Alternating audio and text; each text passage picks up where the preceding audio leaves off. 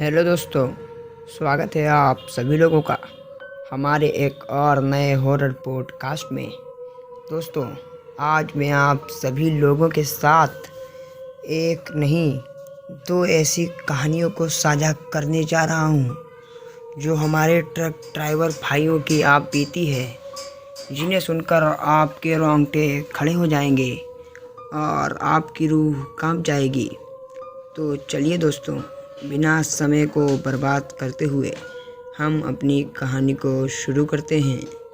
रात के अंधेरे में राजस्थान के सुनसान राजमार्ग पर अकेला अपना ट्रक दौड़ा रहा था। वीर सिंह रेडियो बज रहा था, पर उसके विचार कहीं दूर अपने परिवार के पास थे। अचानक सड़क किनारे एक महिला का सफ़ेद साया लहराता हुआ दिखा। वीर ने सोचा, कोई फंसी हुई महिला होगी, मुझे मदद कर देनी चाहिए। उसने धीरे से गाड़ी रोकी और बाहर निकला। वह महिला सड़क किनारे बैठी थी, गमगीन सी। उसके बाल खुले थे और चेहरा अंधेरे में छिपा हुआ था। वीर ने पूछा, बहन, कहाँ जाना है? रात को अकेली तुम यहाँ हो और रास्ता भी खतरनाक है।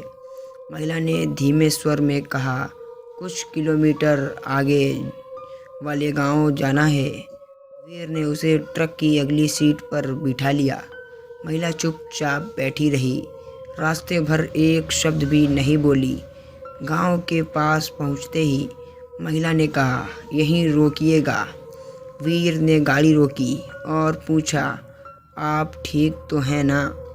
महिला मुस्कुराई। उसकी मुस्कान में एक अजीब सी ठंडक थी। उसने कहा, हाँ, मैं ठीक हूँ, बहुत बहुत शुक्रिया। फिर कुछ अजीब हुआ। महिला हवा में गायब हो गई, मानो धुआं हो गई हो। वीर स्तब्ध रह गया। उसने चारों ओर देखा, पर कुछ नहीं मिला। अचानक ट्रक का रेडियो बज उठा। एक स्थानीय समाचार वाचक की आवाज़ आई, आज सुबह पास के गांव में एक सड़क दुर्घटना हुई। एक महिला की मृत्यु हो गई। वह सफ़ेद साड़ी पहने थी और वीर का दिल दहल गया। उसने रेडियो बंद कर दिया। गांव के नाम से लेकर महिला के कपड़ों तक सब कुछ वैसा ही था। उसकी रूह को ठंडी हवा छू गई। उसे एहसास हुआ कि उसने किस आत्मा को लिफ्ट दी थी। उस रात के बाद वीर सिंह कभी भी रात को किसी को लिफ्ट नहीं देता था। उसका ये डर जिंदगी भर उसके साथ रहा। रेगिस्तान की रातों में उसे याद दिलाता रहा कि कभी कभी कुछ मदद मांगने वाले असल में मदद के मोहताज नहीं होते हैं। तो दोस्तों, अभी दूसरी कहानी की ओर हम बढ़ने वाले हैं, लेकिन उम्मीद है आप लोगों को ये वाली कहानी पसंद आई होगी। तो अगर आप लोगों को ये वाली कहानी पसंद आई हो तो इस वीडियो को लाइक कर दीजिए और हमारे चैनल को भी सब्सक्राइब कर दीजिए, क्योंकि हम ऐसी ही मज़ेदार और हॉरर वीडियोस अपने चैनल पर अपलोड करते रहते हैं। तो चलिए दोस्तों, हम दूसरी कहानी को शुरू करते हैं। रात के 2:15 बज रहे थे। संजय कुमार अपने टैंकर ट्रक को नारायणगढ़ की तरफ दौड़ा रहा था। सड़क सुनसान थी, सिर्फ उसके ट्रक की गुर्राहट और जंगलों की खामोशी। संजय को नींद आ रही थी, पर वह जानता था कि इस थकान रास्ते पर दुर्घटना बुलावा देती है। उसने रेडियो को थोड़ा तेज़ किया। उम्मीद थी कि तेज़ आवाज़ उसे जगाए रखेगी। कुछ देर बाद रेडियो से एक लोकगीत बजना शुरू हुआ। अचानक गाने की जगह एक अजीब सी आवाज़ आने लगी, एक महिला के चीख जैसी आवाज़। संजय चौंक गया। उसने सोचा शायद रेडियो में कुछ गड़बड़ी हुई है, पर फिर भी उसने सतर्क होकर गाड़ी को किनारे लगा दिया। बाहर निकलकर उसने चारों ओर देखा। जंगल सन्नाटे में डूबा हुआ था। सिवाय हवा के सनसनाहट के कोई आवाज़ नहीं आ रही थी। संजय को लगा शायद उसे नींद की झपकी आ गई होगी और उसने रेडियो में ही कोई आवाज़ सुनी होगी। वह ट्रक में वापस जाने ही वाला था कि तभी उसके सामने से एक सफ़ेद साया आता हुआ दिखाई दिया। वह साया एक पेड़ के पीछे से निकलकर सड़क के बीचों बीच आ खड़ा हुआ। संजय ध्यान से देखने लगा। पेड़ों की छाया में उसे एक साफ पता नहीं चल रहा था, पर उसे लगा वह एक महिला है और वह अकेली थी इस सुनसान रास्ते पर। रात के 2 बजे संजय को थोड़ी दया आई, पर वह जानता था ट्रक ड्राइवरों के लिए रात में अकेली महिला को लिफ्ट देना खतरे से खाली नहीं है। पर उसे यह महिला असहाय और डरी हुई लगी। उसने गाड़ी का दरवाज़ा खोला और आवाज़ लगाई, बहन कहाँ जाना है?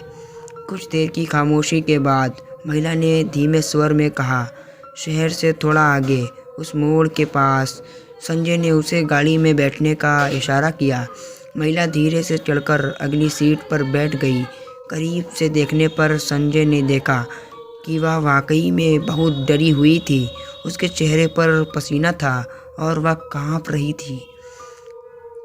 कुछ हुआ क्या? संजय ने पूछा, गाड़ी को फिर से स्टार्ट करते हुए। महिला कुछ नहीं बोली, बस सिर झुकाकर सामने देखती रही। संजय ने भी उसे परेशान ना करने का सोचा और आगे गाड़ी चलाने लगा। रास्ते भर महिला चुप ही रही। संजय बीच बीच में गाना लगाता ताकि माहौल हल्का रहे, पर महिला किसी भी तरह की प्रतिक्रिया नहीं देती थी। लगभग आधे घंटे बाद वह मोड़ आ गया जिसके बारे में महिला ने बताया था। संजय ने गाड़ी धीमी की और महिला की तरफ देखा। यहीं रुक जाइएगा, महिला ने कहा। उसकी आवाज़ अभी भी धीमी और कांपती हुई थी। संजय ने गाड़ी रोकी और फिर महिला से पूछा, अगर आप ठीक तो हैं ना? आपको यहीं उतरना है ना? महिला ने धीरे से सिर हिलाया और गाड़ी से उतरने लगी। तभी अचानक से उसकी आंखों में एक अजीब सी चमक आ गई। वह मुस्कुराई। उसकी मुस्कान चौड़ी होती गई और उसके चेहरे से सारा डर गायब हो गया। उसकी आवाज़ भी बदल गई। अब वह धीमी नहीं बल्कि गूंजती हुई आवाज़ में बदल चुकी थी। मुझे यहाँ नहीं, आपके साथ जाना है, उसने कहा। उसकी आवाज़ में एक अजीब सी खींच थी। संजय स्तब्ध रह गया। वह समझ नहीं पा रहा था कि क्या हो रहा है। महिला का पूरा रूप बदल गया था। वह एक खूबसूरत महिला नहीं थी, बल्कि उसके चेहरे पर डरावनी सी हंसी थी और उसकी लाल आंखें हो चुकी थी। संजय सहमे हुए पीछे हटने लगा। उसने गाड़ी का दरवाज़ा बंद करने की कोशिश की, पर वह हिल ही नहीं रहा था। पैनिक में संजय ने गाड़ी स्टार्ट करने की सोची और कोशिश की, पर इंजन भी काम नहीं कर रहा था। महिला धीरे धीरे उसकी तरफ करीब आ रही थी। उसकी हंसी अब तेज़ और भयानक हो रही थी। अचानक संजय को याद आया कि उसकी दादी ने उसे एक तांत्रिक मंत्र बताया था जिसे मुसीबत के वक्त जपना होता है। उसने बिना देर किए मंत्र का जाप करना शुरू कर दिया। जैसे ही उसने मंत्र पढ़ना शुरू किया, हवा में एक ठंडी लहर दौड़ी। महिला रुक गई। उसकी हंसी थम गई और वह ज़ोर से चिल्लाने लगी। उसकी आवाज़ मानो जंगल को चीर रही थी। कुछ देर तक ज़ोर ज़ोर से चिल्लाने की आवाज़ के बाद महिला अचानक से हवा में गायब हो गई, मानो धुआं हो गई हो। संजय ने थक कर गाड़ी की सीट पर पीछे हटकर बैठ लिया। उसका शरीर कांप रहा था। कुछ देर बाद जब वह अपने आप को संभाल पाया, उसने फिर से गाड़ी स्टार्ट करने की कोशिश की। इस बार इंजन स्टार्ट हो गया।